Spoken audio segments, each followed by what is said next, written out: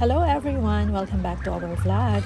Today ay pag-uusapan natin ang isa sa pinaka-magical na natural wonders dito sa Canada at ito ay ang Northern Lights or mas kilala bilang Aurora Borealis. Ang Aurora Borealis ay parang natural light show sa langit na makikita sa mga lugar na malapit sa North Pole tulad ng Canada, Alaska, Norway at Finland. Nangyayari ito kapag ang charged particles galing sa araw ay tumatama sa Earth's atmosphere.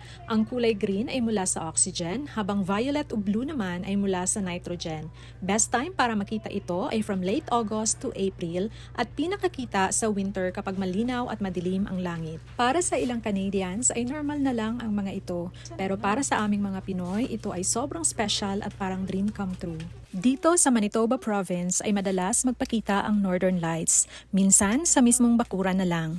Nakakatuwa kasi hindi ko akalaing makikita ko ng personal ang ganitong natural wonder na dinadayo pa ng mga tao mula sa iba't ibang panig ng mundo.